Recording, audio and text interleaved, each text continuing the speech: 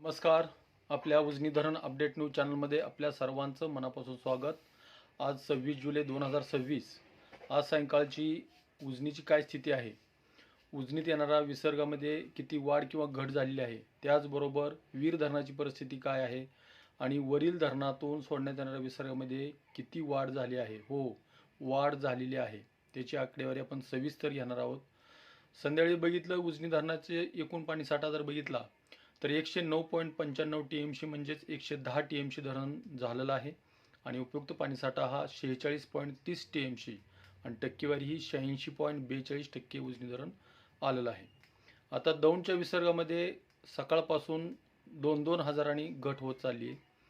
सकाळी 58,000 होता, नंतर 55 झाला, परत 53 झाला आणि आता 6 वाजता ही 53,000वर कायम राहिलेला आहे. तो आता 53,983 क्युसेकचा विसर्ग सध्याला दौंडमधून उजनीच्या दिशेने येतोय, उजनीत मिसळतोय. आणि बंड गार्डनच्या विसर्गातही थोडीशी घट झाली होती, आपण बोललो होतो. त्यामध्ये आता सध्याला 21,217 क्युसेकचा विसर्ग दौंडच्या दिशेने बंड गार्डनमधून येतोय आणि वीर धरणातून सध्याला 13,911 क्युसेकचा विसर्ग कायम आहे आणि त्यामध्ये गुंजवणी धरणातून सोडण्यात येणारा विसर्ग सध्याला वाढवलेला आहे. तो आता सध्याला 2,553 क्युसेक एवढा करण्यात आला आहे. उजनी धरणात येणारा दौंडचा विसर्ग जरी 2-2 हजारांनी घटत चालला असला तरी दुसरी गोष्ट अशी की उजनीत येणाऱ्या वरचे जी धरणं आहेत, 19 धरणं, त्या धरणापैकी जवळपास 12 धरणातून मोठ्या प्रमाणात विसर्ग सोडण्यास सुरुवात केलेली आहे. तो विसर्ग सकाळपर्यंत आपल्या उजनीच्या दिशेने येईल आणि दौंडच्या विसर्गामध्ये वाढ होण्यास पुन्हा एकदा सुरुवात होईल. 12 धरणातून सध्याला 68,553 क्युसेकचा विसर्ग येतोय. त्यामध्ये येडगाव धरणातून 500 क्युसेक्स, वडजमधून 1800 क्युसेक्स, डिंबेमधून 6,800 क्युसेक्स, घोड धरणातून 12,000 क्युसेक्स, चिलेवाडी धरणातून 2,000 क्युसेक्स, कलमोडी धरणातून 2,819 क्युसेक्स, भामा आस्केडमधून मात्र 15,000 क्युसेकचा विसर्ग सध्याला चालू केलेला आहे.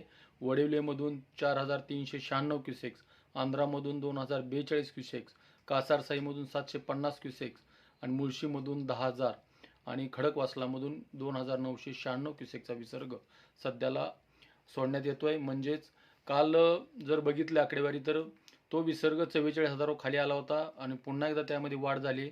आज दिवसभरात जरी पाऊस पडला नसला तर पुढचा 2-3 दिवसाचा पुणे घाटमाथ्यावर रेड अलर्ट सांगितल्यामुळं त्या धरण प्रशासनाने पूर्व काळजी म्हणून पाणी सोडण्यास सुरुवात केली असावी आणि त्याचा परिणाम आपल्या उजनीत वाढणाऱ्या पाण्यामध्ये होतोय.